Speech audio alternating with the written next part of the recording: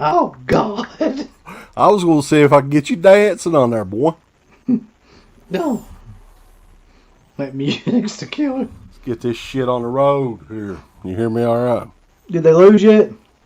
I don't know. I was kind of trying to watch it in there, but... They're going to fucking lose. Yeah, it kind of seems that way that they ain't doing no good tonight. Ain't worth thinking with a shit. So how's everybody doing out there tonight, boys? I think a lot of people are watching those games tonight. But, Probably. How you doing, Uncle Bill? I'm alright. I got my special Bud the Chud Light for this celebration. Bud the Chud. Chud. Bud the Chud. I was like, I can't believe I forgot that song existed. Because it's just one of those songs that's infinitely fucking catchy. Check this out. Oh my God. It's the old school VHS tape. How do you have a VHS tape of that? I don't know. There's like a lot of... I don't know. I mean, they did a... I don't have the Blu-ray of it. Do you have the Blu-ray of it? No, I just watched it on Tubi. Yeah, it's on Tubi. That's where I really watched it. I didn't watch the VHS again, unfortunately. But I wonder if like there's a commentary or anything on there. That's why I was kind of asking Felcher about it. So. Yeah, I saw that on there. I don't think that movie... That movie, I tell you what the funny part about that movie is, though, other than the whole fucking movie, is it's got the same basic plot as Night of the Creeps. Pretty much exactly. Until it gets like to the middle. It's... I don't know, man. I mean, it's pretty fucking stupid, this movie. I know, but I mean, the idea, okay, so two kids break out a fucking zombie from a medical warehouse or lab or whatever like that it was. Yeah, it's basically the same thing. Well, yeah, kind of. We'll talk about it here in a minute. But old Curly Jaws is in the house. What's going on, old Curly Jaws? Rob Zombie's Halloween 2. We're not going to be talking about that tonight, but we are talking about 2 number 2s. And when people go take a number 2, it's usually meaning they're going to take a shit, right? So that, number two. That would fit well with both of these movies. Really well with one of them. Mike B is in the house. Stuntman Mark, Rick Rage.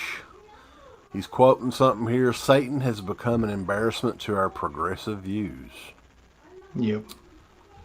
Slumber Party Massacre 2 is an honorable mention.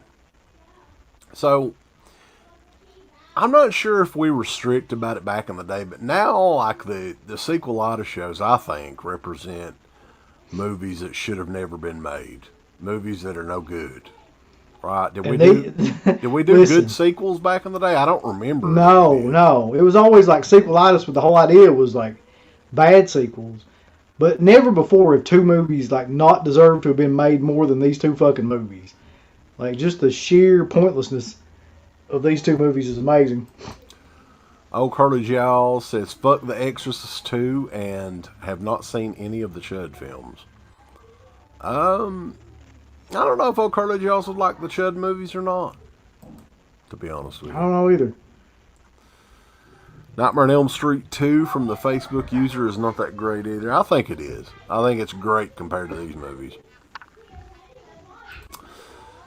Happy St. Patrick's Day to the Facebook user as well. I took all my green off because I'm oozing machismo tonight, Uncle Bill. You remember his shirt? Oh, yeah. Yeah. Hey, y'all. And we definitely, at some point during the night, need to do a little tribute, talk about some of our favorite Scott Hall, Razor Ramon matches and moments over the years. Good Lord, man. There's a lot of them. We need a DEADPIT review of X. I just told you about that. They're playing that in Pikeville, Uncle Bill, oddly enough. I think that's an A24 movie. Very weird that it's playing in Pikeville. I know I didn't expect that, but I hear a lot of people talking about it. It's got a pretty good buzz and everything right now. Yeah. So it may be worth checking out. And Ty West has always been pretty accomplished filmmaker, independent filmmaker, anyway. You remember The Roost?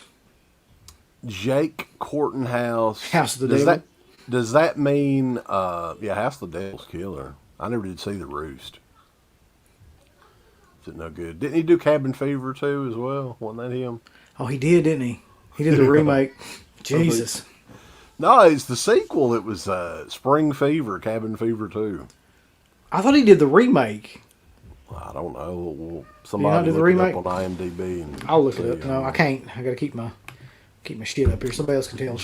Jake Cortenhouse. Now that means that the Pac-Man eats the better of the two, right? So Slumber Party 2 is better than Slumber Party Massacre. That's definitely true. Yeah, I agree with that. The Facebook user is Bradley Taylor. Well, good afternoon, Bradley. Hi, Brad. Give StreamYard permission to control your device. It'll be okay. We promise. Nothing bad. Dirk Call. He just got finished watching Dress to Kill with his wife. Well, welcome, sir. Old Curly Jaws is doing a review of X in a few days. And hope you should be getting your... Old Curly Jaws ordered 60 HD DVDs off of me, Uncle Bill. All of my remaining HD DVDs. He bought me out. That's a superior format, though. This HD DVD. Well, a lot of people did think that. Don May Jr. thought that. I mean, it probably was. Jake Cortenhouse says he's seeing X in a few hours. He's hyped. Rick Rage, is Hellraiser 2 the only sequel to be truly better than the first? I don't know if I'd go that far. Hellraiser 2 is really good. I enjoy it. But, yeah, I wouldn't say it's... Hellraiser 2 is basically a remake. I mean, it's the only difference is it's Julia or whatever instead of Frank, right? It into female without skin. Yeah. It's pretty much an exact copy of the first movie. Ice Booey's really shitting all over Joyride 2. I don't recall. They did a couple of Joyride sequels. I don't remember either one of them being very good. Me either. Did we watch Joyride 2? I thought we got that back in the day. We may have. I can't remember. I think we watched one of them, and it was not very, very good at all. Oh. Which was weird because the Joyride movie, the first movie, was a pretty big success. You would think that they would get a studio behind them and want to do more of a mainstream one.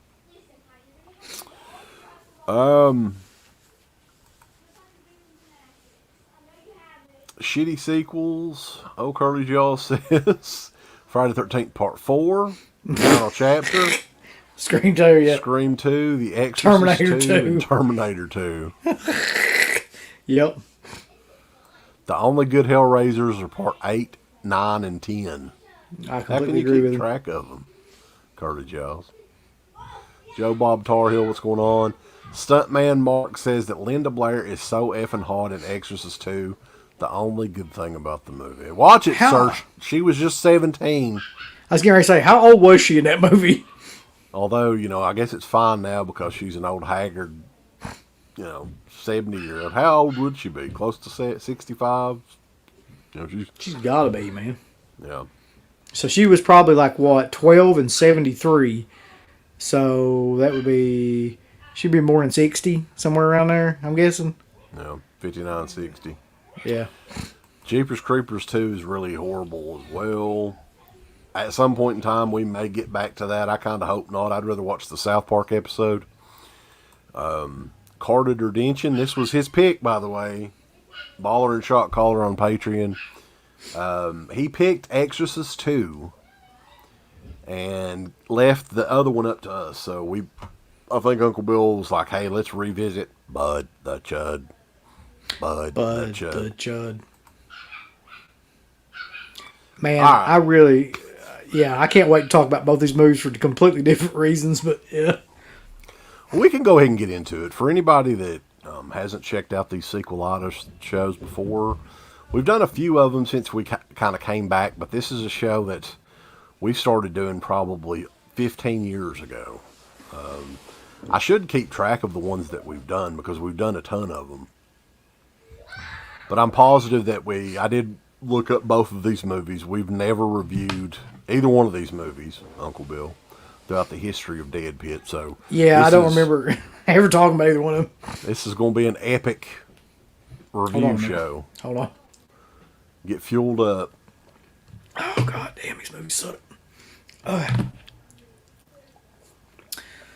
So, okay, I think like since Carda was the one that he requested was Exorcist 2, we should leave that for last. What do you think? Because it build up the tension there.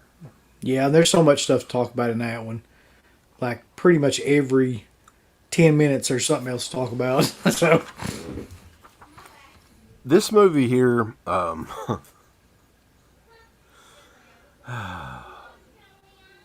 okay. Chud 2, which this is the U.S. release of this, and Bud the Chud is nowhere on this. It's just Chud 2. They fucked up, man. That was the hot line. Bud the Chud on there. Bud the Chud. So yeah. So there is a military project that is meant to reanimate soldiers, dead soldiers, so they can continue to fight after they're already dead. It gets discontinued by the government, and Robert Vaughn, I think, is super pissed off about that because he's like really into the Chud project. And in the middle of all that, one of the last remaining Chud soldiers, which is Bud, which I kind of wondered, is that like a play on Bub? Who named him? Probably not. That's giving him a little too much credit. Yeah. Which Garrett Graham is the actor. Yeah. And I knew I'd seen this guy before, so I looked him up. Oh yeah, he's been in tons of shit. So he was the adoptive dad in Child's Play 2. But the one that I remember him the most from was Police Academy 6. Yeah. City Under Siege. Yep. And you know what, man? I'm almost thinking that we should review some of them Police Academy movies. We should, because those movies are fucking hilariously bad. Ah, God, you said that fucking game's in overtime. God. Yeah, we'll never. Fucking John Calipari. I'm telling you, man, he sucks in tournament. He just does. Anyway. Hey, I remember him from, wasn't he in Phantom of the Paradise? Possibly. He's been in all kinds of shit. And there's something else, too. Man, like, the Police Academy movie, though, that was like the only Police Academy movie that I remember seeing in the theaters was City Under Siege. I saw that in the theater, too. I remember that, yeah. So, I've got a special place in my heart for that. I know a lot of people shit on that movie, but to me, that was the last real Police Academy movie. The one after that was Mission to Moscow, which was dog shit, yeah. Yeah, piece of shit, for sure. Before we get into the movie, though, like, and I would love to know, this one, like, if there's a commentary on that Blu-ray, I may be willing to actually just buy it to listen to it. Because yeah, me too. It's obvious that this was some other movie before. I don't know what the original title was. There was a rumor, well, it's on IMDb, that this was originally a Return of the Living Dead sequel, but Felcher, which that's the one thing I wanted to ask him about, he said he'd never heard that before. And anybody can update IMDb. But this has no relation at all to the original Chud movie. No. And what's funny is this VHS cover here has the creatures from the original movie in it, which are nowhere to be found in this movie. Like, it's zombies, pretty much. Like, right there's Bud. Yeah. And, so yeah, it's a separate entity itself. I guess they just had the rights to use the name. I don't know how effective Chud, like what was the Chud franchise? Was that like highly sought after or something back in the day? I don't remember Chud being that big of a hit anyway. Like to have a fucking franchise around it. But man, like, yeah, like you said though, like they're pretty much just threw some like white and black face paint on a bunch of people and gave them like these really horrible false teeth. Yeah. And that was the whole like gimmick. You can get it Halloween Express or whatever. Yeah, that was the whole gimmick throughout the whole movie. But yeah, basically, and this is the part that I couldn't understand about this movie, more so than anything. So really, you're just following around one guy, which is Bud, throughout the whole movie. So it's kind of like a character piece for Garrett Graham because he's doing the majority of the heavy lifting in this whole movie.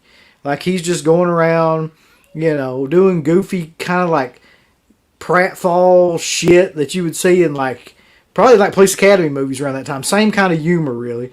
Like, you know, he attacks dogs and then the dogs come back to life as like Chud dogs.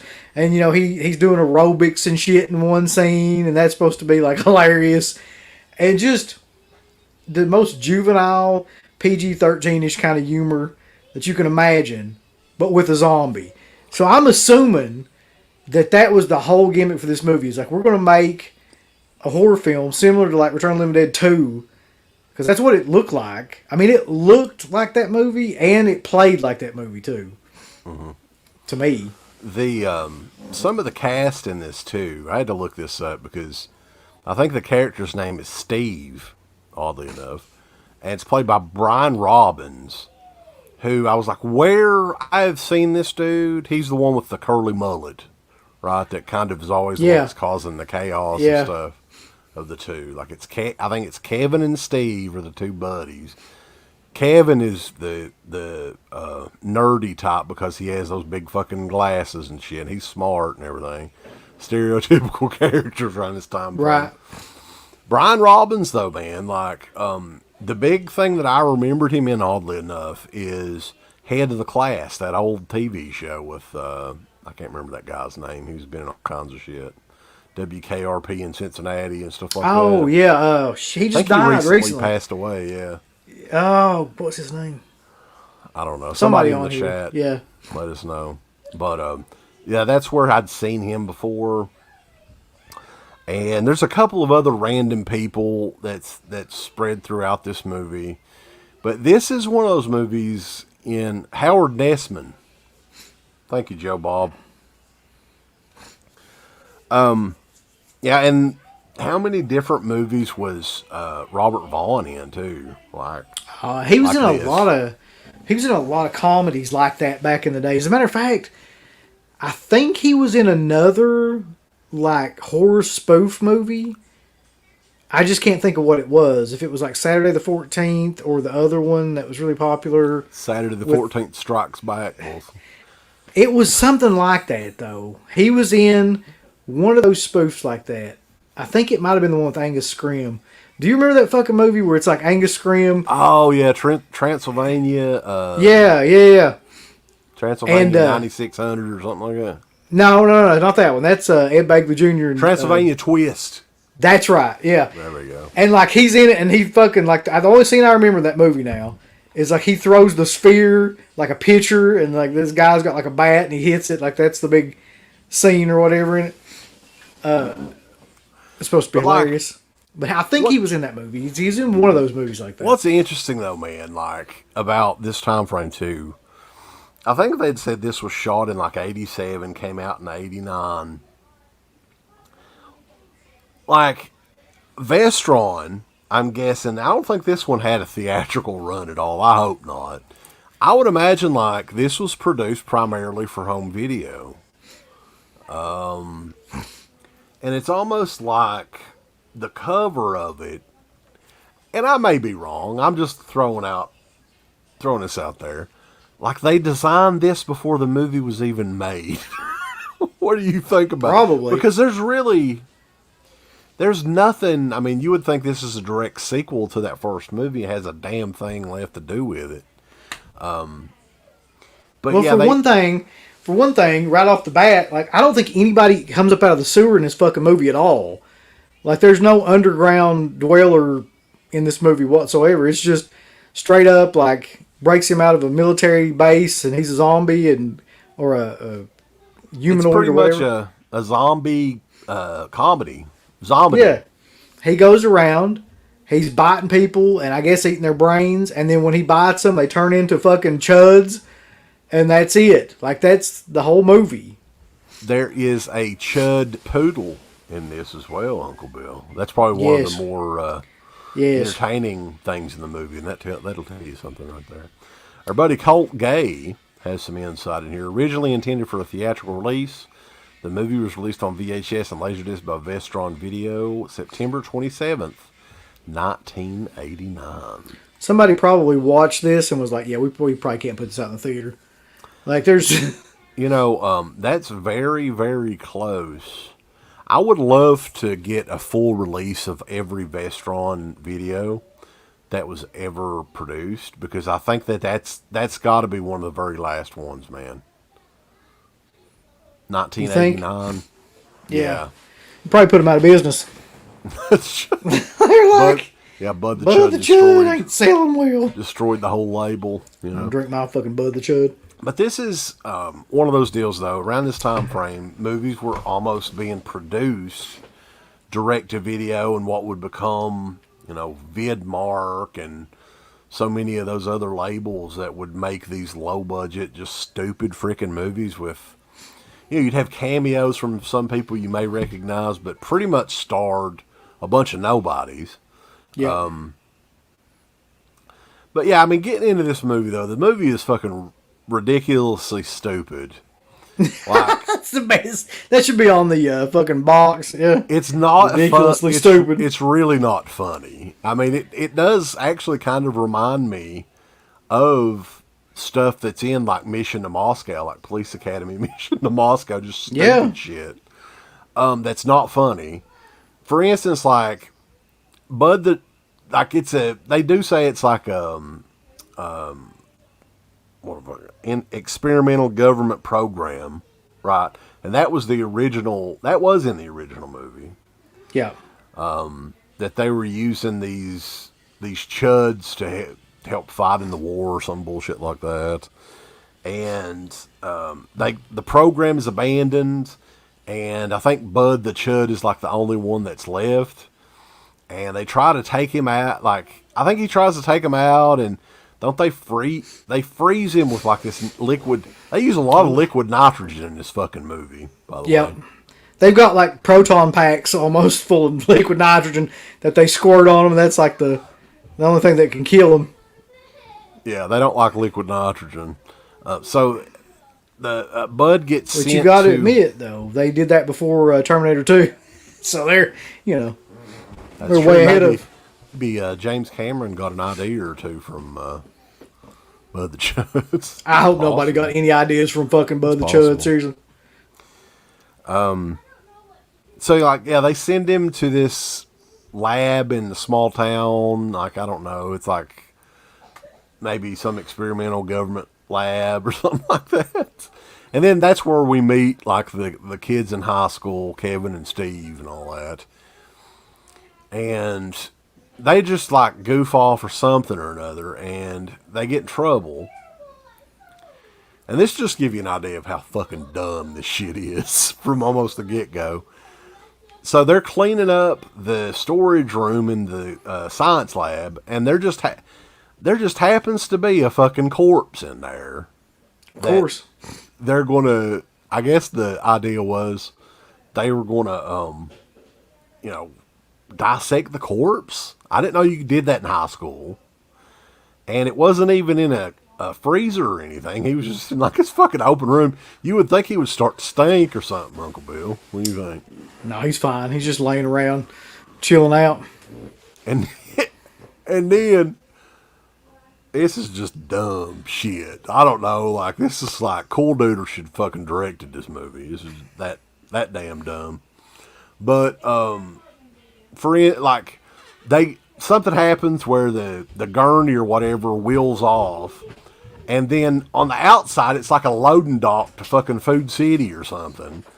And they're running after the corpse downhill. Do you remember this? Yes. Yes. It's like a Three Stooges skit or something. So somehow they just give up and they lose track. The corpse is just, it's wheeling on down to Billy Ray's or something. I don't know. And so the idea from there is they need to just get another corpse. They need to find another corpse to, replace the one that they lost. Instead of actually just going and looking for the damn corpse that wheeled off down the road. Let's find another one, Uncle Bill. We need another corpse. I don't think we could do a skit as dumb as this. No. The continuity is amazing. Where they're just like, yeah, that's what. I forget, where do they even find Bud? I don't even remember. I don't remember either. And like, I can't even really tell you the tone of this movie. Like, it's really hard to describe. But to me, it was like, okay, imagine if they took like Return of the Living Dead and like Airplane and combined them together, but instead of like Return of the Living Dead, they just focused on one zombie. Like, they just walked around with like one zombie for the whole film. And that's what this movie is. That's the kind of like feel of it. It's like a straight up fucking slapstick comedy with just like the worst kind of zombie shit in it you can imagine. They're trying to be horror, I guess, and there's parts of it that are trying to be scary, I guess, like a little bit. What parts? Well, like there's the parts where he actually first kind of like starts to go into the neighborhood and he eats the girl that's doing the aerobics and stuff, and I think that was meant to be scary. And then like after he kills her, she wakes up and she's like, "Oh, I'm gonna eat this fucking cat," or whatever. Like, that's the next thing that happens. So it goes from being like trying to be a horror film to like trying to be a straight up fucking comedy. It's all over the place and awful. Yeah, it's not very good. There are some good parts to it. I thought that Garrett Graham, the guy that played Bud, actually did as good of a job as anybody could with that role. Yeah, I mean, if somebody puts you in that position where they're like, you're a humanoid, goofy, like slapstick guy, and that's you have to play it like that. I mean, nobody could do it any better than that, I don't think. So the deal is they awaken Bud the Chud, they electrocute him or something and bring him. They put him in a fucking bathtub or something, right? And they electrocute. Because it turns him back out, to life. Yeah, and it turns out that electricity won't really do anything to him, and I guess that's part of like the gimmick or something. Yeah. And then kind of Bud the Chud goes on like a rampage, and everybody that he bites also turns into a Chud, which is really just a zombie. It's not a Chud at all. And he eats brains, I'm pretty sure. Yeah, they do. They have all kinds of scenes where he's like, they have somebody, the Foley grip or whatever, is like chewing on a head of lettuce. A head of lettuce or an onion or something. And that's the sound effects.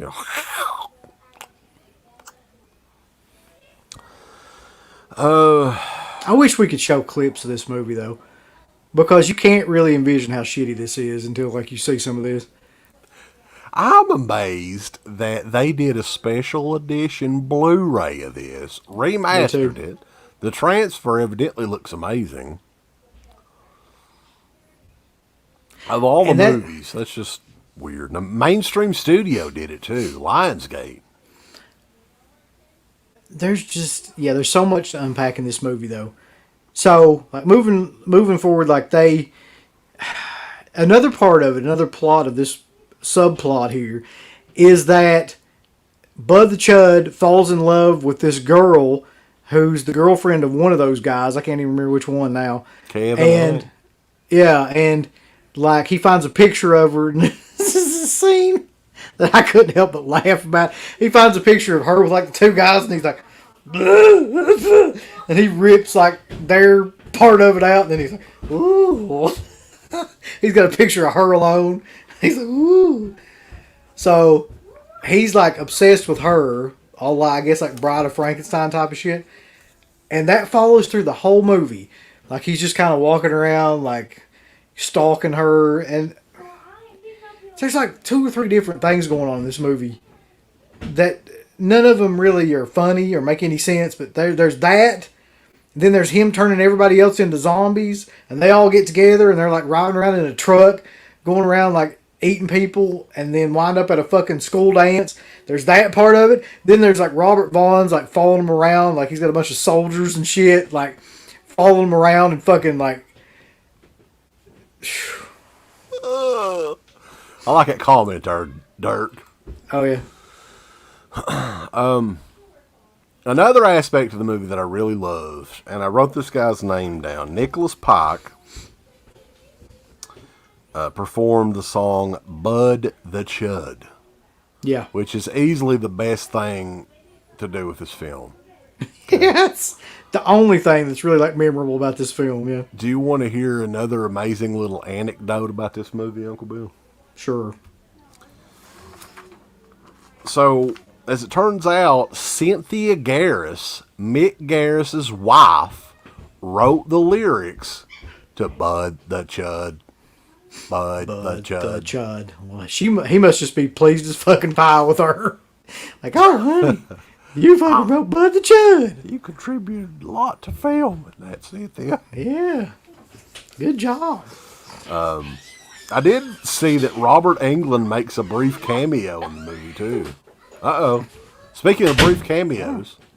Oh, it's Prince I don't know, everybody. You got that door slammed on you. I don't know. That might not be a cameo. Come on, Prince. Come on, don't bite me. Oh, oh. God damn, don't bite Give me. that dog a Benadryl. No. Oh, God. Okay. Did you see Robert Englund, though? He was a trick-or-treater walking his kid across the street. I never even saw that. I was too busy hating the movie to pay attention to it. Listen, we're not doing this. You stop it.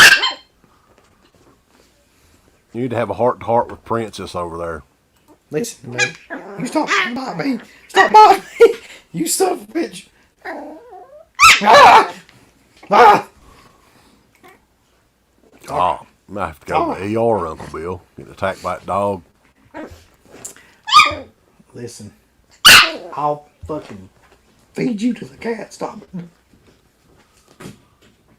Okay, continue. You get this dog out of here, for the love of God. You know how she is. I'm getting updates on here. That dog needs to settle down a little bit, Uncle Bill. You need to start making it mind. So, yeah, Bud the Chud is not a very good film, but it's fucking like, I don't know. There's something about this time frame when they were making these movies that it has a certain charm to it. Wouldn't you say, Uncle Bill? No, I wouldn't say that. I mean, listen, I loved this movie when I was a kid. That's the sad thing about this. Like, I probably watched this movie 20 times back when I was like 8 or 9 years old. But the truth of the matter is, like, this movie's kind of made for somebody that's 8 or 9 years old. Like, that's the only people that in 1988 or 89 that could get any enjoyment out of this movie would be somebody that age. Would you purchase the 4K from Vinegar Syndrome if they did a limited edition? They probably will. Yeah. I mean, I don't even think I'd buy in there. Like, there's a Vestron release of this in there. I don't even think I would buy that, and I have like a lot of those. Yeah, I mean, because it's the first run of those, which are $25, $26 a pop too. If it's $10, a little bit more likely to do it. Yeah, but I mean, I can't. If I spent $20 on Bud the Chud, I would be really disappointed in myself. You know, there was like, and this may be a good idea for a show at some point. There was all kinds of these sequels that were coming out for movies that weren't even that big of a hit anyway. Like we mentioned, Saturday the 14th Strikes Back. That's a legit sequel. That actually was made. How many fucking Killer Tomato movies did they make? Did they make 2 or 3?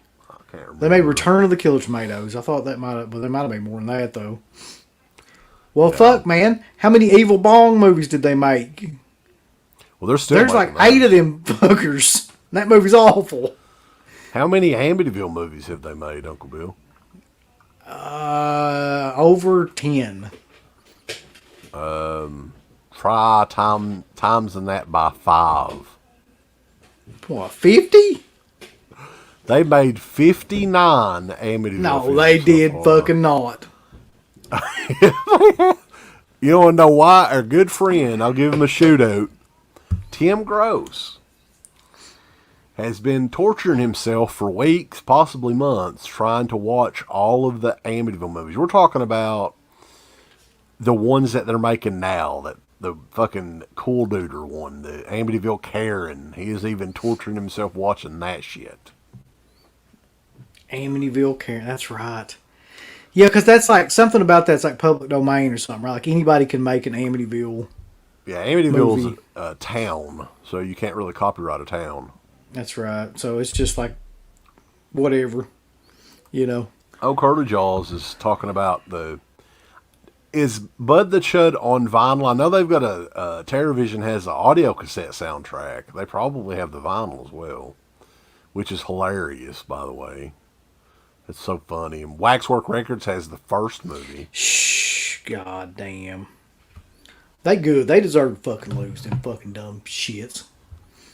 How many is that the first? Well, no, I think it's probably happened before. Number 2's gotten beat by number 15. Yeah, I mean that happens almost every year. I think It's us this year. We're the shit. Yeah, fuck us, buddy. They need to fire that piece of shit. Like they really do.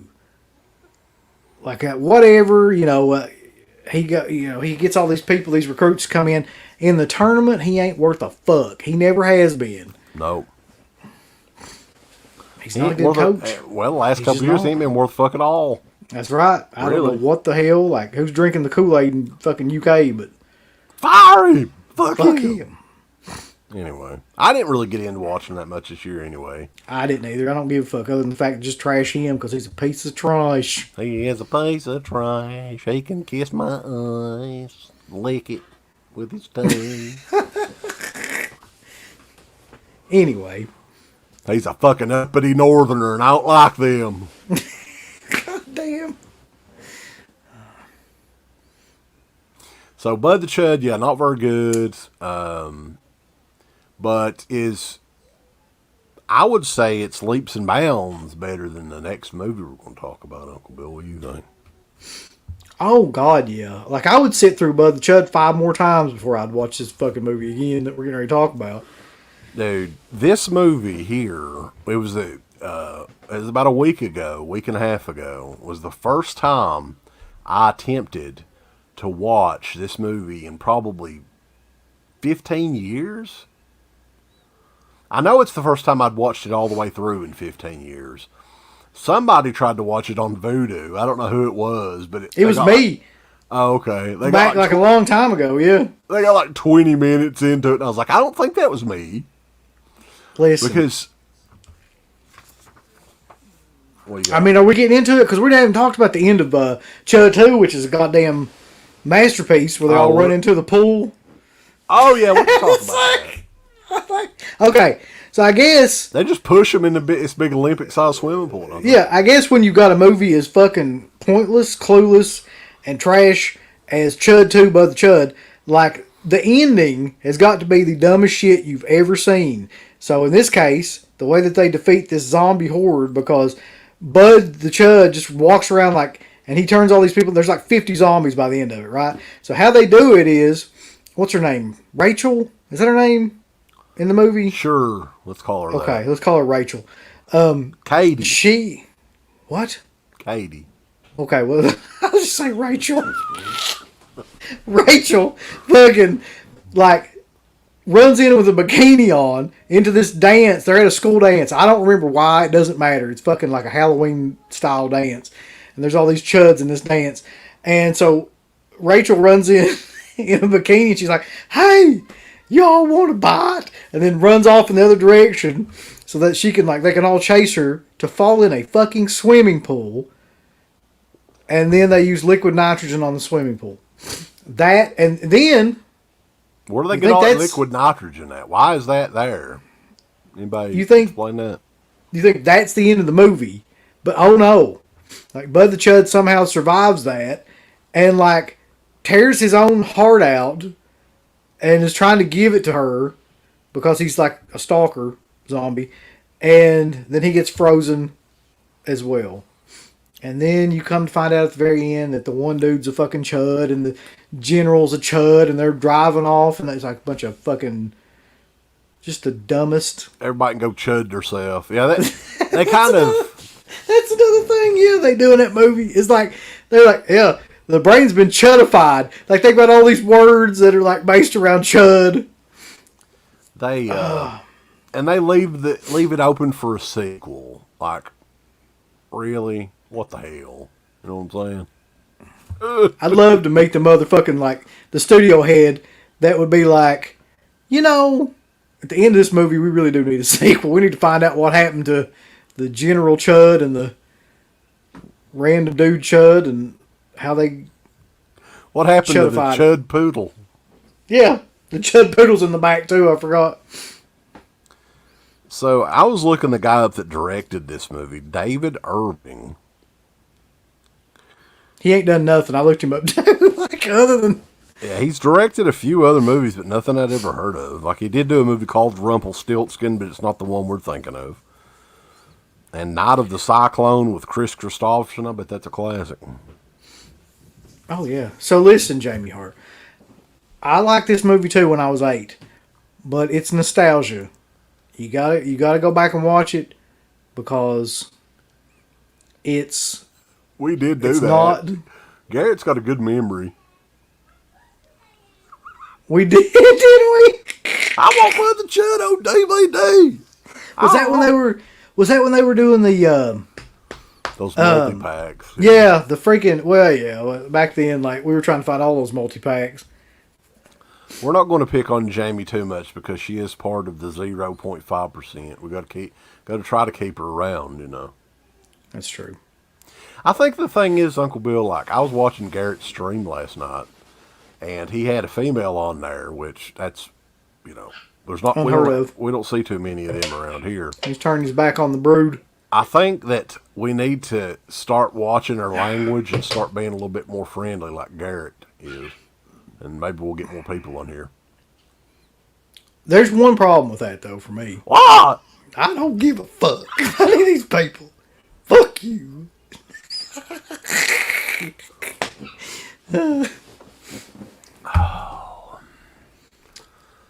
You ready for this, though? I gotta hold on. Let's get ready to. All right. Oh God! Don't even remind me of Rave to the Grave, Colt Gay. What was the other one, dude? Oh God, Necropolis, wasn't that it? That was it. They filmed some of that. Everybody was excited when those were announced because they filmed those legit, I guess illegally filmed those in Chernobyl. Yes. So people were like, oh God, can you imagine the visuals and everything? And yeah, it was. I actually have one of those on DVD. I think I found it at a Goodwill a few years ago. I've got both of them on DVD. I don't know why. And they're both fucking awful. That's one, though. I think I can see Vinegar Syndrome releasing like a 2-pack of it, and then hear all these fucking hipster douchebags coming out of the woodwork. This has been on my want list for decades. Return of the Living Dead sequels, boys. No. I will say that Return of the Living Dead 3 is actually pretty good. But that was made like eons before Rave to the Grave and Necropolis. So, I mean, I think that they made those two movies like back to back just to cash in. And it was like, wasn't it on Sci-Fi, both those? Wasn't that like the gimmick? Mm-hmm. Yeah, they debuted on the Sci-Fi Network. So, yeah, that tells you everything you need to know, really. J1972 is asking, did Bud get naked? I don't think so. I don't believe he did. It almost seemed like he was channeling, like he was trying to do some Boris Karloff Frankenstein a lot of the time. X-Ray Punch says, this ain't church, this is DEADPIT. That's right. We got to watch our language, Uncle Bill. We'll get flagged here on... We can't monetize these videos if we say too many F-bombs. Let's find out what the limit is. And we will just stick to the limit, boys. Stick it to the limit. Limit. Walk along a razor's edge. Don't change for the ladies, guys. I dig the way you are. Aw. That's right. Is your last name really Hart? If so, that's pretty cool. You could have done the site, your YouTube site, the Hart Foundation. That'd be a great gimmick. Wasn't that back in the day, though? That's odd, like. The Hart Foundation, so Bret the Hitman Hart, his real last name's Hart, Jim Neidhart, last name's Neidhart, Jimmy Hart, he's a Southern Hart. Yep. That's weird how that all worked out, man. They didn't change their names or anything. They were just the Hart Foundation. It was fate. X-Ray Punch here. All these boutique companies trying to make any obscure turd look like some lost masterpiece. I swear to God, that's true, though. Like, I mean, at this point, they have really, really, really run out of shit to put out. They're just like, let's... And if I've got anybody from the Vinegar Syndrome Collectors Forum on here, I wanted to recommend this release to you guys. Check it out. It's killer. It's way more affordable than the Vinegar Syndrome release is going to be. And it's a grindhouse film, so it doesn't necessarily have to look pristine. And nor will it ever, actually. Them guys are like... That's a little message to them fuckers. I'm going to do a quick impression of everybody over at that Vinegar Syndrome. They're going to make him take that shit off there. He's going to go to court. He don't have the rights to it. Yeah, he does. Shut the fuck up. Fucking people. I'll be like, boys, won't you go put your fucking jean jacket on with 95 patches and shut up?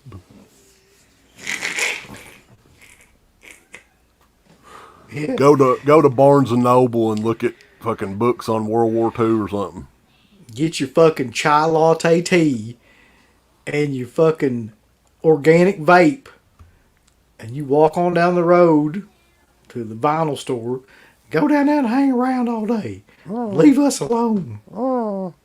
So you want to, and I'm not going to say Vinegar Syndrome fan, but I'm going to say the Vinegar Syndrome Collectors Forum people, which are just, so here's the stereotypical male in that forum.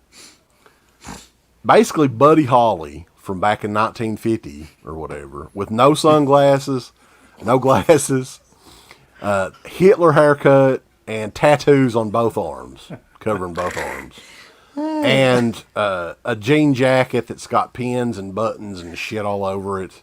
Yep. And they listen to only death metal that has these weird jagged logos and shit all over it. And there you go. Is that it? That's the. Well, you want to add to that? They probably got a chain wallet. Probably. Yep.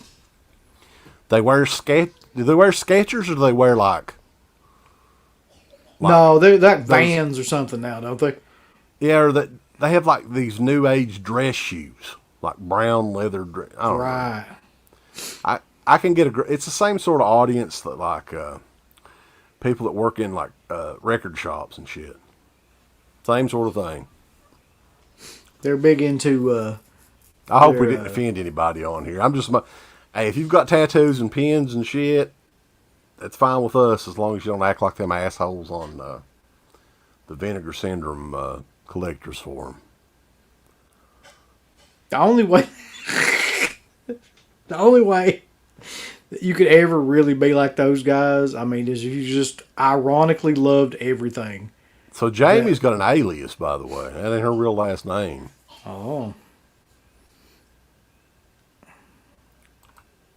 Her real last name's Dundee.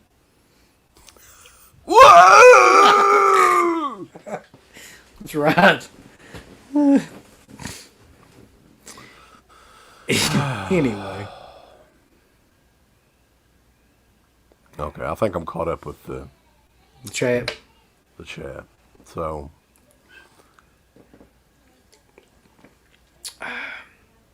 yeah, I don't have a problem with Vinegar Syndrome if they put out shit movies and kind of say, hey, these aren't the best, these are big movies, whatever. But if you got people championing shit like Gates of Hell 2 and Annie Lee's Meat Pies and stuff like that, come on.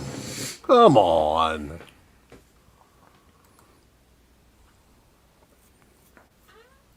Shut up, Brian. You piece of fucking walking trash.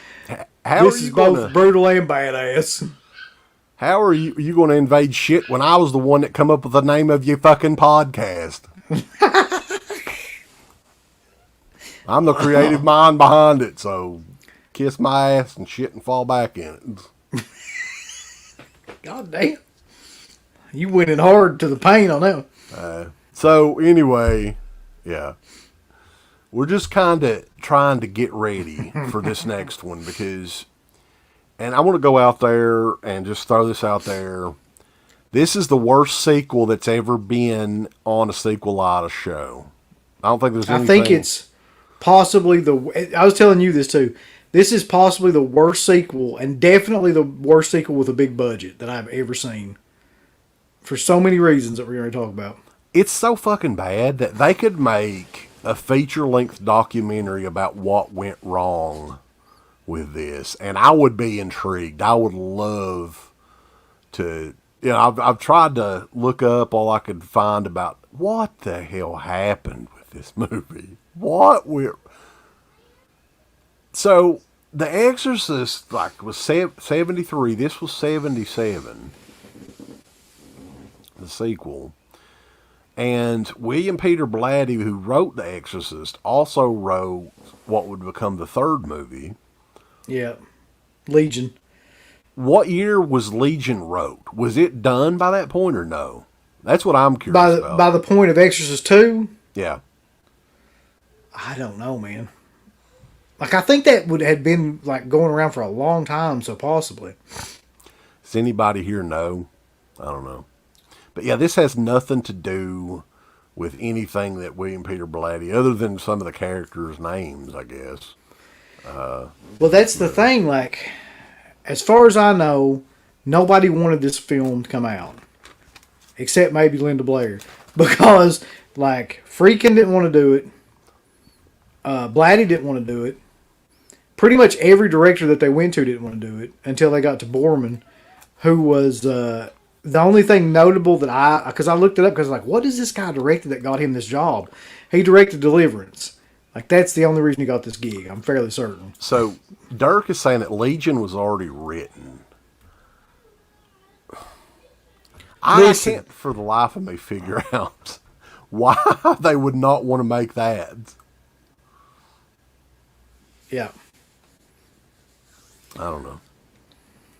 So nobody wanted to do because nobody wanted to do an Exorcist sequel because how do you do an Exorcist sequel? What about how can you top The Exorcist? Especially at that time in the mid 70s. So the only way that movie could be successful is if they went above and beyond what The Exorcist did. And there's no way to do that. That movie was insanely subversive and graphic for that time period, and there's no way to make a good sequel out of that movie. I don't even I like The Exorcist 3, but I'm gonna be honest, the first half of that movie is just kind of boring as shit. And I like George C. Scott. I liked him in The Changeling. I liked him in that. But the movie only really picks up when it gets to the parts with Father Karras and Brad Dourif and all that. So there's a whole lengthy part of that movie that's kind of crap. So I just don't feel like there's a really great Exorcist movie other than the first one. What about Dominion? That one. Yeah. Of course, I forgot about that. But yeah, The Exorcist, and I think a lot of the original cast and the director, William Friedkin, talks the awfulest amount of shit about John Boorman ever. Like, I don't know if you watched. He said something like, "He's stupid." He goes like, "This movie was made by," because this movie was made by a deranged mind or something like that.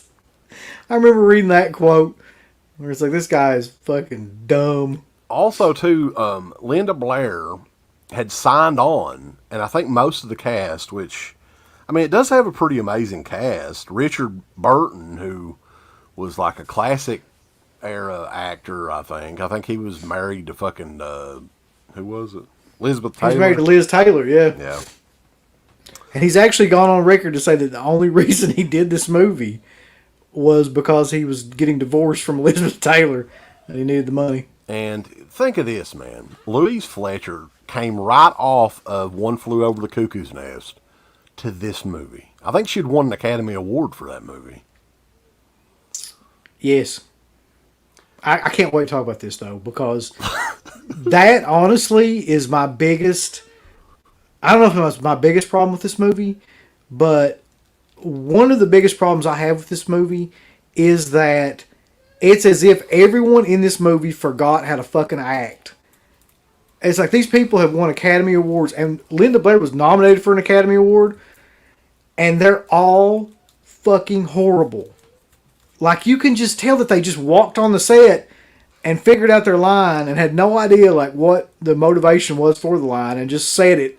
Especially, God bless. I mean, I'm pretty sure Richard Burton was drunk through the whole film. That's pretty much known, but especially Louise Fletcher. Like, her scenes in that movie are like somebody just stood her up, like the Manchurian Candidate, and gave her, like, you know, a line in her ear or something, and she was like, said it, and then went and sat back down. X-Ray Punch is saying, I think that they hired Louise Fletcher because they couldn't get back Ellen Burstyn, and they do look alike, especially back then. I mean, they look like, I mean, she's an Academy Award winning. She should have been able to do something. Well, this is the thing that confused me. Like, when I watched it at a younger age, I was thinking that Louise Fletcher was supposed to be Reagan's mom or whatever. But no, she was just her doctor. She's her psychiatrist or something. Get into the plot. I want to hear you fucking describe the plot of this movie, please. I had to write it down, and I still don't know what the fuck was going on. So, it's 4 years later. Reagan has grown up, and she's grown out. Ooh, baby. Oh, God. She is seeing this counselor, played by Louise Fletcher, to kind of help her cope with the events of the first film, you know, where she was possessed by a demon, which she says in this movie. I was possessed by a demon. She literally says it like that, too, to a little girl that's like 7 or something. Well, you know who the little girl was, don't you? Yeah, it was Dana Plato, wasn't it? Yeah, now how weird is that? As a little kid. And for some reason, her saying that wooden-ass line brings this kid out of like, she's mute for her whole life, and then she starts talking. She has the most... Like, she looks great in this, Linda Blair. Oh, she has the most annoying fucking voice in this movie. Yes. I was possessed by a demon. And that little girl's like, oh, I can talk now. Good. Hey, what's going on, everybody? What did the demon do to you? Did he rape you? That demon get in your butt? Come on. Tell me. Well, the movie starts, too, with Richard Burton's character, Father Lamont, who has, like, kind of a failed exorcism, and there's the most hilarious-looking shot, too, where this woman is burnt. You said that, yeah. Yeah, and her face is like, she's like, ah! Like, you know, here's what it reminded me of. You know how they did at the end of Sleepaway Camp, just a freeze frame of the face of Angel? That's what this is, but then they put, like, flames it's more like over top of it. Than that, though, even. Like, she's like, ah! I'm burned up in here. What are we going to do? That woman is like, so, yeah, that she is, like, possessed, same as Linda Blair, I guess. And this is his failed, like, attempt at an exorcism. Yeah. And then, so he doesn't want to do anything else, have anything else to do with exorcism. But for some reason, because he's got experience with exorcism, meaning like he killed a whole bunch of people in one, like they want him to investigate what happened with Father Marin. And so he goes off to these places. And that's kind of like one of the other subplots of the film, is he's supposed to like clear Father Marin's name, because now, you know, all that stuff that happened with the original exorcism has given like the church a bad name, and nobody believes what happened and all this shit. And so his job is to clear the Father's good name. Parts of this movie too, like I was wondering where the hell they shot this at, and I looked it up. Ethiopia. How many damn movies are filmed like the ones that with the locusts and all that shit? But they had, I don't know what the fuck the deal is with locusts. I know they had like what in the beginning of the first movie they kind of hint at something that happened with Father Marin like decades earlier that was in like Africa or Ethiopia or something. Maybe that. Yeah, well, that happened in Iraq. The shit with Father Marin. Okay. Like from the first one where he found like the original Pazuzu head and all that stuff. That was in Iraq. I don't know what the fuck they're doing in Ethiopia. Unless there was another. Wait, there was another exorcism or something that was mentioned. So maybe that had something to do with that in the first one. Yeah. Yeah, they were in Ethiopia trying to feed the children or something, evidently, back then. I don't know. What was the name? Suzanne Snyder? Or what was that? No, it ain't Suzanne Slumber. Suzanne Snyder's the chick from TerrorVision and all them movies. I think she was in Return of the Living Dead 2. No, who's the woman from, that's who I'm trying to think of. I keep wanting to say Suzanne Summers, but it ain't her. Who? It's Sally Struthers. Sally Struthers was, yeah. Okay, she was trying to feeding the, yeah. She was feeding the children and feeding her theft baby. So. Sally Struthers, not Suzanne Snyder or... Suzanne Snyder. I had the fucking, like, the first and last letter. So, yeah. You go, like... So there's that one plot going on with the Father Lamont.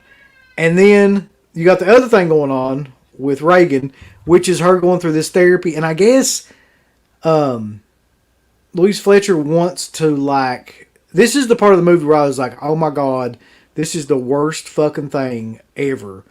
It's like, how did they get them to do this? And how did anybody look at this with a straight face? So Louise Fletcher's got this machine. And it's basically a light that has two flashing light bulbs on either side. And they just sit there and they like get hypnotized together and goes into her like dreams or unconscious or something. And there's a scene that I swear to God I laughed out loud how shitty it was, where it's got like a really bad stunt double doing Linda Blair and then that stunt double's like grabbed hold of Louise Fletcher's heart and it's like it was like squeezing it, like giving her a heart attack or something. That shot looks like something from a spoof or something, of like a comedy spoof, like a scary movie, but it's actually Max von Sydow is actually in it, and they dress him up like he was in the first movie, and then Linda Blair would not put that makeup on again, so they got like a stunt double for her. Basically like an Eileen Dietz again. It looked goofy. Yeah, wore the full thing though this time. Like Eileen Dietz was just like in a couple of like shots, like you could barely tell that she was in it. But in this, it's like a full,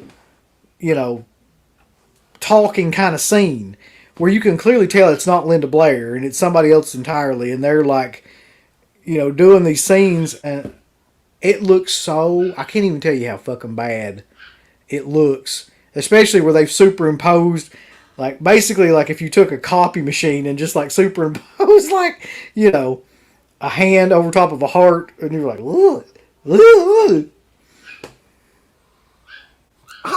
Something else I was thinking about this too. Is there any scene in this movie at all where anybody at any point in time would be scared at all? No. Frightened? No. Was there any actual exorcism that went on in this movie either? Just the one in the beginning where the girl catches herself on fire or whatever. And then what was it called? The synchronizer, the headband thing where they hypnotize them and all that. Like, and I'd heard too that John Boorman, who I guess he's most famous for Deliverance. That was his big classic movie. That he kept rewriting the script. So that might be a reason why a lot of the people really didn't know what in the hell. It didn't seem like they were really into the role.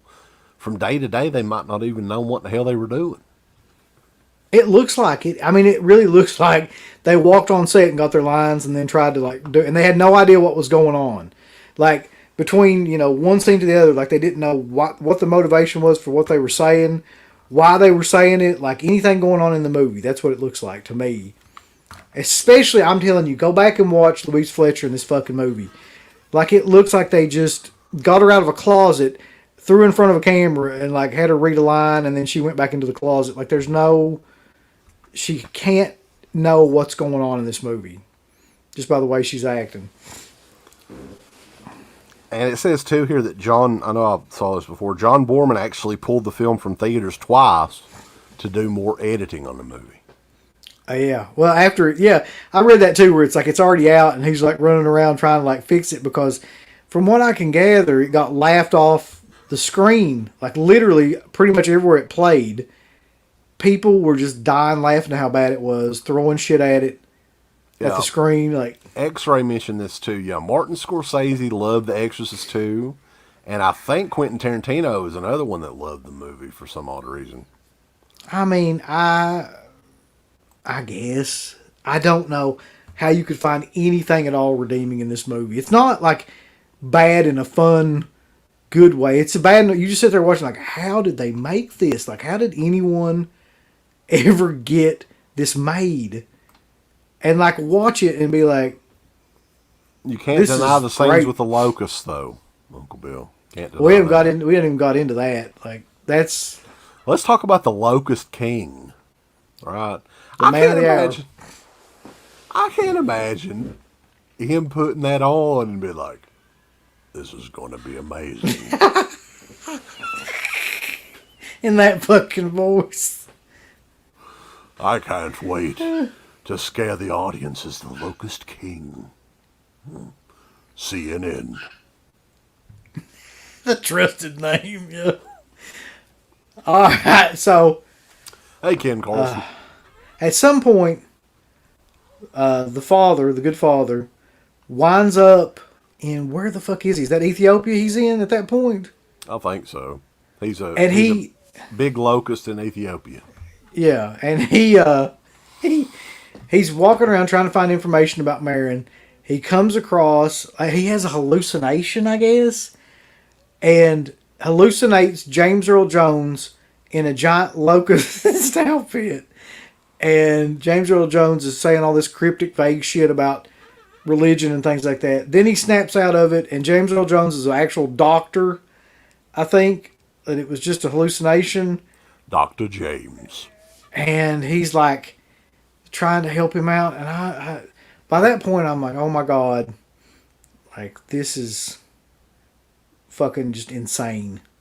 And then there's a whole thing about locusts where I don't even know what the locusts mean, to be honest. Like, but James Earl Jones runs like a locust farm where he's got like thousands of locusts, and he's like, these locusts are the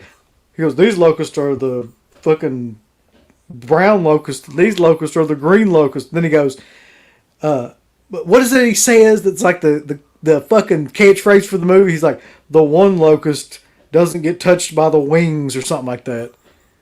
You remember that? They're saying that that's Linda Blair.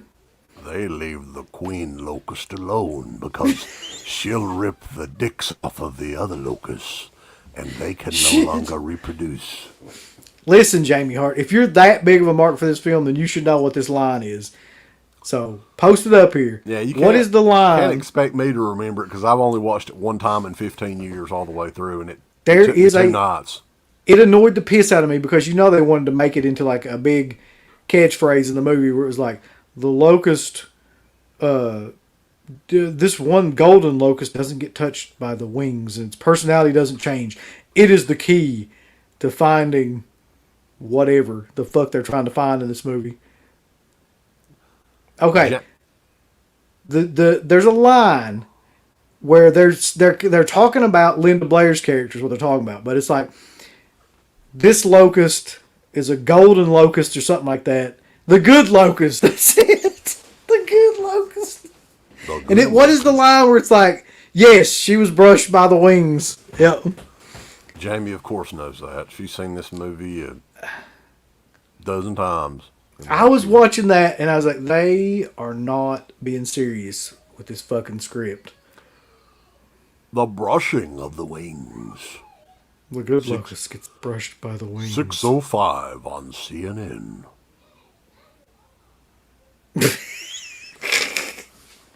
Anyway. James Earl Jones, boys. He's had such a crazy fucking career, man. Think of the damn movies that he's been in. I know. He was in Conan the Barbarian. His outfit. He was awesome in that. His outfit in that was, what was his name? Throsa Doom or something like that. Something like that, yeah. Of course, the voice of Darth Vader. He was. They were trying to make Reagan into the Neo of the Locusts. Yeah, that's exactly what they were doing. He was in Blood Tide from 1982, I guess. I don't remember that one. I don't think I have that one. Thulsa Doom. Hello, I'm Thulsa Doom. I always thought I always thought he was from England, but no, he's from Mississippi or something. He was in Field of Dreams, wasn't he? Yeah. He's been in a lot of weird, odd, Sandlot. Yeah. Coming to America, and coming to the number 2 America. Unfortunately, that may end up being his last role, which would suck. All right, so I'm trying to remember how this. Oh God, I remember. So the movie ends with they end up going. This another thing. There's so many bad fucking scenes in this movie. So they're pointlessly chasing. Okay. The father dude he doesn't get possessed per se, but he's put into a trance, and he's walking through. He can't hear anybody or see anybody, and he's kind of taken over by this spirit or demon or whatever, and he's walking through this fucking train station, and Linda Blair's following him oh my God, Father, come back to us. Oh God, don't go into the trance. And she follows him onto this train like a dumbass, knowing he's going back to Georgetown, where the first fucking movie took place. So the last thing in the world that she should be doing, going back to the house that the exorcism of her happened at, she does. And at the same time, Louise Fletcher and this nanny, end up chasing after him in a car, and this part fucking killed me. Just destroyed me about how shitty it was. So they crash into Reagan's old house, and the car flips over, and Louise Fletcher's pinned in the back by a fucking piece of metal, and she's I can't get out, help me. And then Omen style, the nanny sets herself on fire, and it looks as shitty as the first exorcism in the film where that chick sets herself on fire. She's just standing there. Didn't you think of course this come out before Evil Dead, but the possessed Reagan in it? She looked like Betsy, what was her name in Evil Dead? Yeah. Yes. There was a scene too that John Borman evidently wanted to do with Father Lamont and the possessed Reagan, where it's almost like a sex scene or something like that, right? Did you hear about this? And then she refused. She refused to do it. There is a brief shot of her kind of forcing herself on him or whatever, but it was supposed to go way further than that. I guess that makes sense. All kinds of weird. This is just, and you got to keep in mind, this was up to this point, I think, one of, if not the most costly films that Warner Brothers ever made. Ever. So, the original Exorcist made a shit ton of money. And we all knew, well, I wasn't around at this point in time, but everybody that was in the business knew, okay, you can't make that kind of money and not make a sequel. Unfortunately, they should have done that. They should have never, at least with this movie, because I can't believe that this thing got made. It's so fucking bad. Like, you can't even believe it. No. Like, I can't. Like, oh my God, man. I was just like, and I was sitting there thinking to myself, like, as it was unfolding, I'm like, what is the worst, most stereotypical thing where the director had to be like, all right, the rest of this movie's dog shit, but we can save it in the final act if we go back to the house. That'll save it. That'll save the whole fucking movie. That'll put people over. But asses in seats. If we go back to the house for the first exorcism, we have another exorcism, same type of shit. And so they go back. Linda Blair ends up back in there. It's just so confusing how much they put like $14 million into this in 1977. And like a lot of it was just like all the shit in fucking Ethiopia and the locust stuff. I mean, I understand some people have a fear of insects and bugs and stuff like that. I'm not one of those people. So the locust thing didn't do a damn thing for me. Right? Cicadas were out last summer. Yeah, they're flying around my head. I'm like, yes, get the fuck away, you son of a bitch. That's right. They don't scare me. I am not scared of locusts. I would say that the scene with James Earl Jones in the movie is kind of at least funny. I did get a kick out of that because I'm like, that's just great. Yeah. Yeah, I mean, there's some so bad that it's good stuff in this movie. I mean, I don't know if I'd say good, but so bad that it's laughable, I would say. Like, James Earl Jones is definitely one of them. A lot of the effects in the movie, if you want to call them that, are just laughably bad. A lot of the shit with the stuff with the psychiatrist is bad. With, her using the machine. And, oh, God, all that stuff's awful. But what's with the set design, too, of that office? That's another thing, yeah. Where it's like built in a round with all windows. Like, I don't know. I don't know what they were going for with that either. Like, we're trying to be some sort of new age thing for 1977, maybe? I don't know. Yeah. This is an interesting take, which Rick Rage is mentioning. And I almost kind of agree with him. I mean, I do enjoy the film, but I don't know if it's... I mean, for that time frame, 1973, but he says, I'm an asshole, but I honestly think the original Exorcist is a bit overrated. I respect the terrifying people in its era, though. I don't think it's overrated at all. If anything, I think it's underrated, to be honest. I think it's like one of the best horror films ever made. I think what he's saying, though, is like for the time, it's amazing. Like the stuff that movie did and accomplished and was allowed to do theatrically. Yeah. But over the years, I mean, I think people have... I guess the audience has been desensitized to a lot of this stuff. So I guess for younger people, they probably wouldn't appreciate it as much. True. That's true. I'll give it that. But I just think as a whole, that movie is amazing.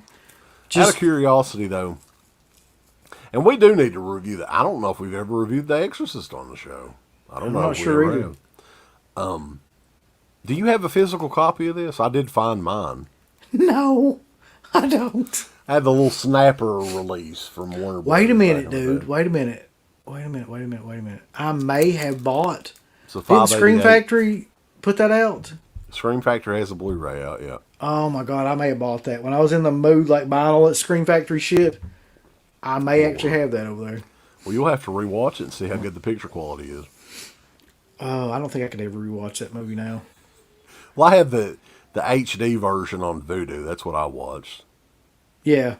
But somebody on here said it, though, best. They said that it's, in a way, it's hilarious because it's trying to be dead serious. Like, there's not even a hint that this movie, like, there's any comedy to it, or that anybody, you know, is not taking everything in this movie seriously. And that, in a way, does make it kind of funny, because you're just like, there's no way they didn't know. At some point, like, oh my God, like if you saw dailies of it or something. I did read something else too, that Gene Siskel at the time said it was the worst movie that he'd ever reviewed. God. Listen, Jamie Hart, you can do a deep dive on E2 if you want to, but, you know, shoveling through a mound of shit ain't going to turn it into gold. Just give us a shout out on there, Jamie, so we can get some more of. Maybe Jamie's got like a female audience that she can get to come over, and because we need to increase at least the 0.5% to, like, you know, maybe 1%, 1.2%, yeah, 0.8% at least. I mean, a bonus discussion on here would be about Repossessed, which is actually 1,000 times better than The Exorcist 2. It's the spoof. What year did Repossessed come out? Was that after part 3? I think it was like 90 or 91. It had to be in that early 90s range. I can look it up. Hold on. I haven't seen that movie. I think I watched it on Sci-Fi Channel. I love that movie. I don't know why, but like anything with Leslie Nielsen in around that time. 90, yeah. Okay, so same year. Something else that I wanted to mention on here too, and I thought this was kind of interesting. So, John Boorman, who is mainly the credited director for this movie, according to a couple cast members, I think Linda Blair was one of them, most of the movie was directed by Rospo Pallenberg. Uncle Bill, do you know who that is? No, I don't. So, Rospo Pallenberg was credited as... That name sounds so fake. Roscoe Pallenberg. Rospo, with a P. Rospo, okay. Was credited as a second unit director and creative associate, but would later go on to direct one of your favorite slasher films, Uncle Bill. That's all I'll say. See if you can guess it. Rospo Pallenberg. I'm not fucking kidding. Directed one of my favorite slashers. Well, it's not one of your favorite slashers, but we do talk about it quite a bit. It is a slasher film, and it's from 1989. Oh, God, what the fuck came out in 1989? Vinegar Syndrome had a special edition come out a couple years ago. Rospo. I swear to God, too. Pallenberg. The only other film that he ever actually got credit for as a director, Uncle Bill, was a slasher film from 1989 starring the lovely Jill Schwellen and a very young Brad Pitt. Oh my God, that makes sense. Fucking shitty old Cutting Class. I gotta say though, I think Cutting Class is the better Rospo Pallenberg movie. I would watch Cutting Class right now before I would watch Exorcist 2 again.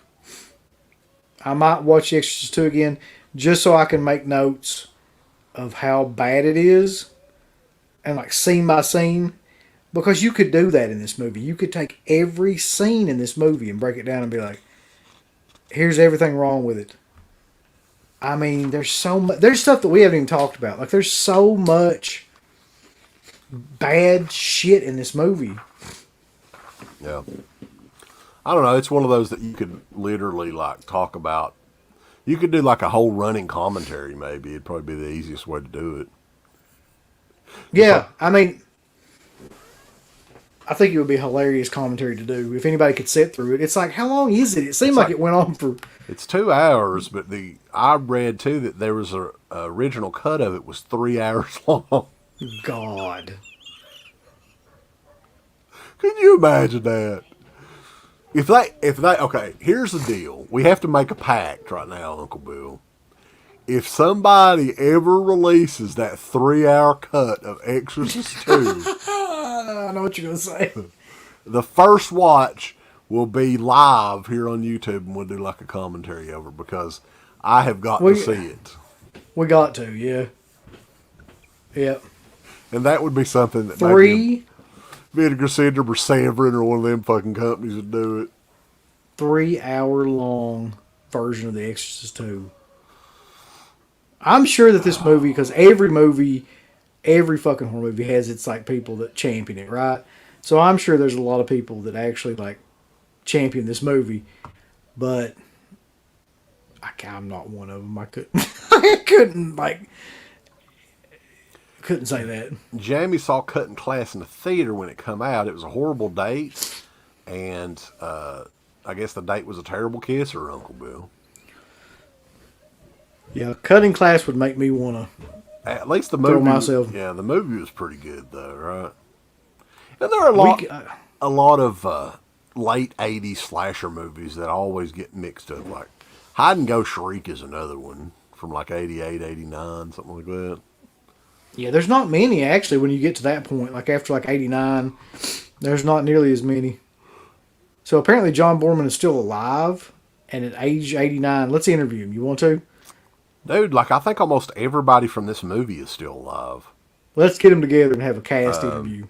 Well, of course, Richard Burton died like a long, long time ago, but he was old when the movie was made. Max von Sydow just died a few years ago. Yep. Not Ellen Bernstein. The hell's her name? Louise Fletcher. She's still alive. She's like 90 years old. That'd be an interesting interview. Adam 80s fan, you've got to be fucking shitting me, baby. Scream 1981 is awesome. Are you like the new Curly Jaws? You got to be messing with me. No, he legitimately likes Scream 1981. I am going to get Reformed Schoolgirls though. Yeah, that'll be one that movie is awesome. Definitely pick up. Hell Lord live at Rupp Arena. That's not impossible, but it's pretty close. They'd have to pay up if they want Hell Lord and get them. They're kind of secluded now in Dusseldorf, Germany, and they're fine over there, just kind of playing those little small shows. That's what I heard. So, yeah, that is Exorcist 2, Electric Pazuzu. Damn that movie. Yeah, Pazuzu is the demon in this as well. It's the return of the demon from the first movie, I guess. Where they basically took a cast full of award-winning actors and actresses and told them to go in there and act like they had a fucking head injury. It's fucking Exorcist 2. That movie's almost like, okay, they had the script, right? And all loose pages, and they just threw it up in there and they said, okay, grab a couple sheets. Let's see what we'll do today. This is what we're going to do. Oh, my God.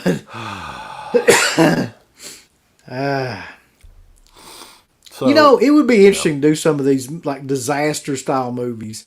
Like, what was the one with Marlon Brando? Dr. Moreau. Just do some of these ones that were a complete disaster at some point. Like this one, for instance, like the Exorcist 2. Because there's a lot of movies like that where it was just like the production and everything in it was just a nightmare. Mm-hmm. And, Yeah. This movie, though, man, like, it's a pain to get through. I think if this movie was... It would not be good at any length in time, but it would be a lot more, like, easier to digest if it was like 80 minutes. You see what I'm saying? This is like, the only thing I can kind of compare this to, and honest to God, The Exorcist 2 is worse than I Spit on Your Grave Deja Vu. It's not as entertaining of a movie, but that would be it because it's unbelievably long. I don't know if you guys have seen, I Spit on Your Grave 2. That movie's like 2.5 hours long, Uncle Bill. But it's got enough goofy shit in it to where it's kind of entertaining. It's so bad, but how else you gonna capture the spirit of I Spit on Your Grave 2 without it being almost 3 hours long? Dirk Hall did describe that movie pretty well. It's like eating a shit sandwich. Oh, God. So, yeah, that is... I don't know how we would ever top this Sequelitis episode, but I'm sure we'll do another one at some point in time. Our buddy Carter Detention is the one that requested Exorcist 2. Thanks, bitch. In the history of DEADPIT Radio, this is the only time we've ever talked about it, and probably will be the only time we'll ever talk about it. I would agree, yeah. I don't think we should ever bring this movie up again, ever watch it, or really reference it in any way. Rick Rage has an interesting question, though. What's worse, The Exorcist 2 or Texas Chainsaw 2022? The Exorcist 2. Yeah, there's no comparison. And I fucking hate Texas Chainsaw Massacre 22, so... Man, like, honestly, I mean, I'm sure there's a couple of movies I could think of that would be worse. Maybe. But this is like, there's not much redeeming about Exorcist 2 at all. Like, Linda Blair looks good in it. What was it? She said, I was possessed by a demon. I got possessed by a demon. And then that little girl said, holy shit, I can talk. Wow. You just blew my fucking mind, Linda Blair. Did the demon stick set me up your butt? Linda Blair, you just blew my mind. I can talk. The Hitcher 2 is a masterpiece compared to Exorcist 2, sir. Yeah. Carrie Wer's acting knows no, limits. Just name every shitty Part 2 movie you can think of, and I guarantee you The Exorcist 2 is worse. Yeah. I mean, it's one of the worst films that I've ever seen. Like, to me, like, I can get entertainment out of a lot of stuff, almost anything. I appreciate those horror movies that are 80 minutes or less. I'm a lot more likely to enjoy it if it's that length. It has to be a really great freaking movie if it's 2 hours. Yeah, I mean, like, I don't think you should make a 2 hour long movie of anything unless you're like, John Carpenter or, Wes Craven or Cronenberg or somebody like that. Like, fucking around and making like 2 hour long sequels of stuff like this is just bedtime. Bedtime, motherfucker. It is bedtime, isn't it? It's 10:39.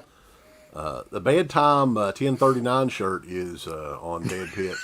Shop.deadpit.com. If anybody wonders. Hey, it's Sarah's official shirt. Yeah, it's bedtime. 1039. Real quick, though, before we leave, and we didn't have the chance to do this. We've done this with a lot of influential wrestlers over the years, and just people in the genre, too. And we haven't talked about this at all, Uncle Bill.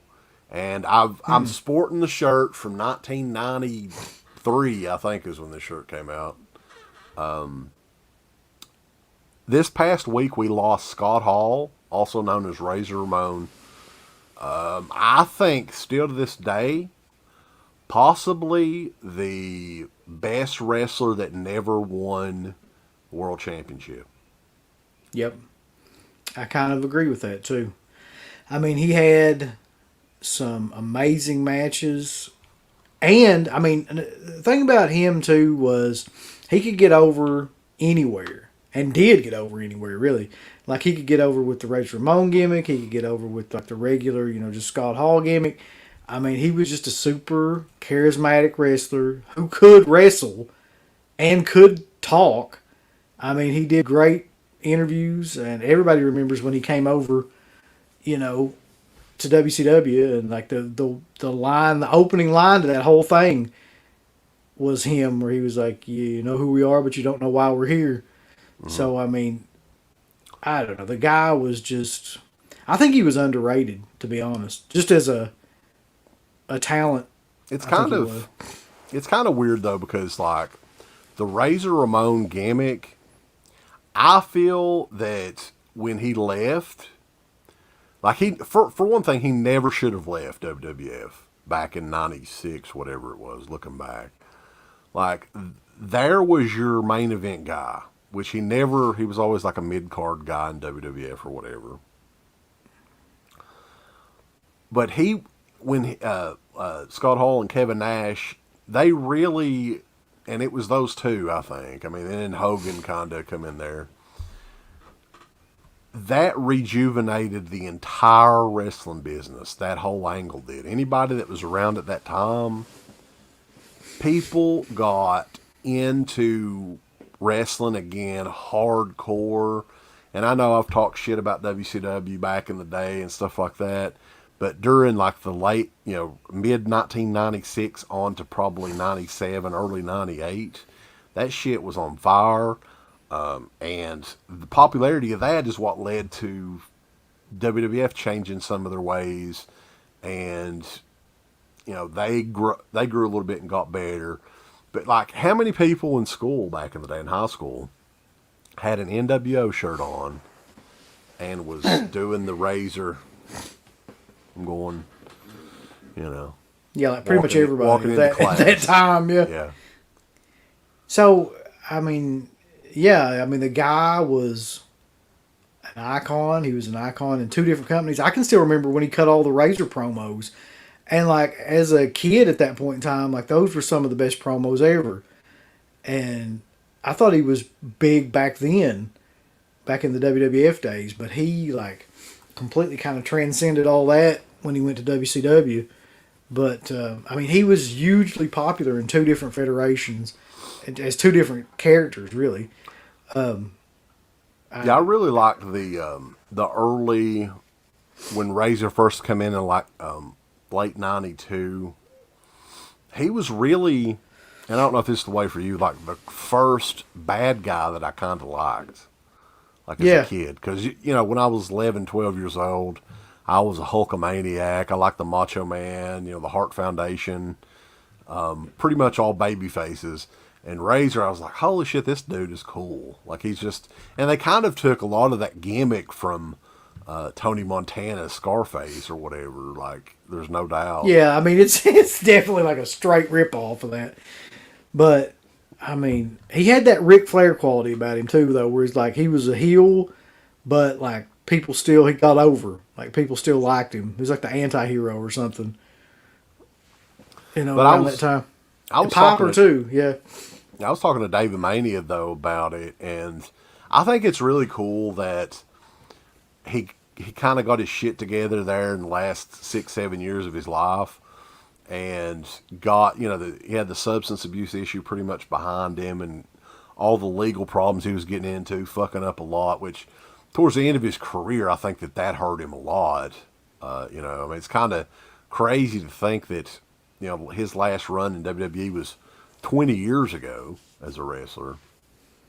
It doesn't seem like it should be that long ago. But yeah, I think it's awesome that he kind of got his old self back there and got to enjoy life for a few years, clean and everything. So I think it's a lot better that he passed away, which it's never good, when shit like that goes down. But at least, he didn't have an overdose or something like that. It was more of a natural type of death. Didn't have to have that lingering over his head or anything. Yeah, that was another guy that DDP basically helped, from what I can understand too. And they turned his whole thing to a fucking angle on WCW. The whole addiction thing where he was coming out drunk and all that, which I think is like one of the only things Eric Bischoff says he regrets like doing now. And they did that a couple of times, like in wrestling. Like, you remember they did the same thing with Hawk in Legion of Doom. When he fell off the Titantron or whatever because he was drunk. That was ridiculous too.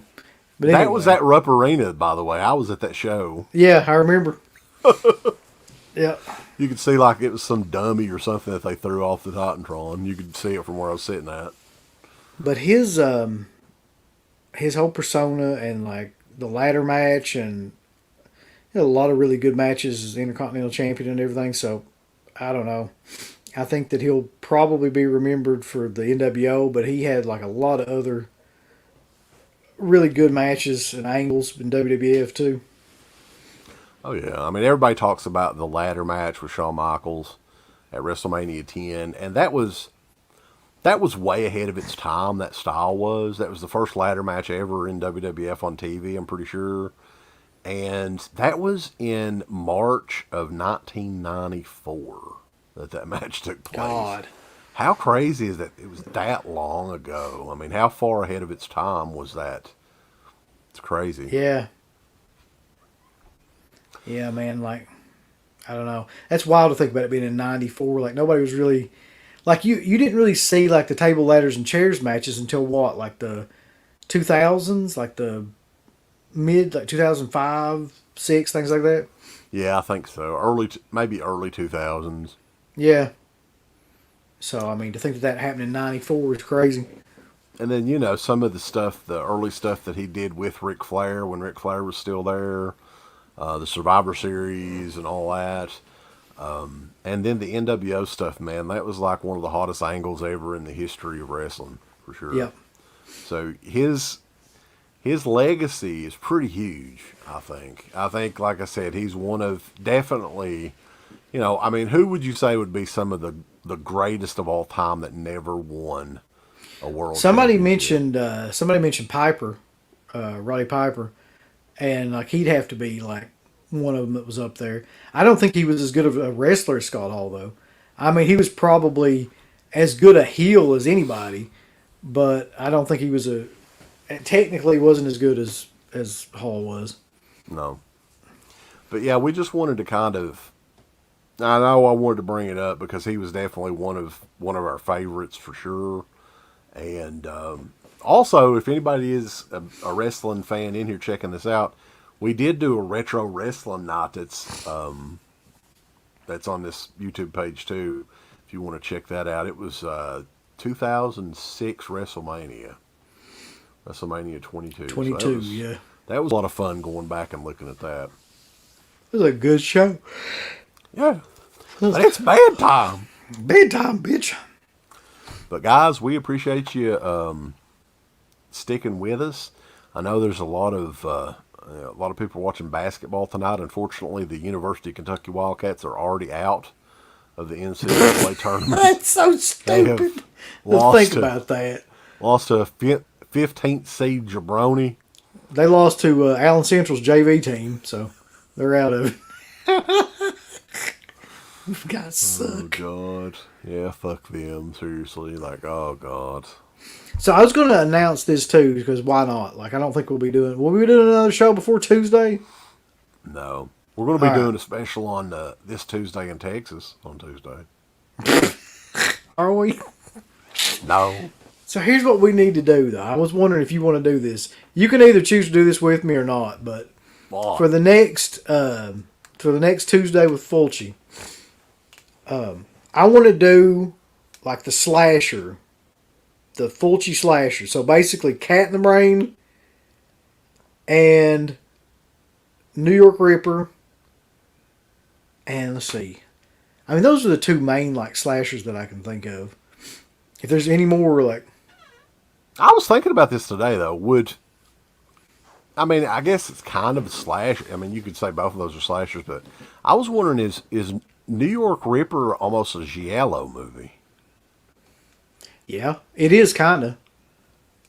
I think to me, New York Ripper was like kind of ripping off Maniac in a way. Yeah. But anyway, if you want to be a part of that fucking nightmare, you can. Tuesday with Fulci. Yeah. We're going to do the slashes. If people that didn't check that out too, you did I just called it the Gates of Hell Quadrilogy because, you know, you were talking about Zombie, The Beyond, City of the Living Dead, and House by the Cemetery, and all in one show. And that's on the YouTube page as well. That's right. Check that shit out. What movie was unwatchable, Curly Jaws? I can't wait to hear this. Which one? I don't know. He said that movie was unwatchable. Oh, Don't Torture a Duckling. Yeah, I mean, I like it, but it's not Fulci. It's not classic Fulci at all. You shouldn't be watching that shit, Curly Jaws. All right, guys, but Tuesdays with Fulci. Check it out every Tuesday, Uncle Bill, and maybe I'll show up. Who's to say? Maybe you will. Are you rewatching these movies? Or yes, I'm going to definitely rewatch these two, especially because I haven't seen them in forever. Yeah, I always loved New York Ripper, and it's been a long time. I've got Cat in the Brain, I think only on DVD, though, but I'll check it out. It's time to watch it. All right, boss. Bye. But yeah, we appreciate everybody tuning in. We'll catch you guys next time. Like, comment, subscribe, all that bullshit. We'll talk about that again here in a second, though. DEADPIT.com. Give us the thumbs up. Oops, you butt. Like, subscribe. And if you subscribe, here's something else you can do. Once you subscribe, you can click the bell notification, right? And it'll notify you anytime that Dead Pit puts up new shit.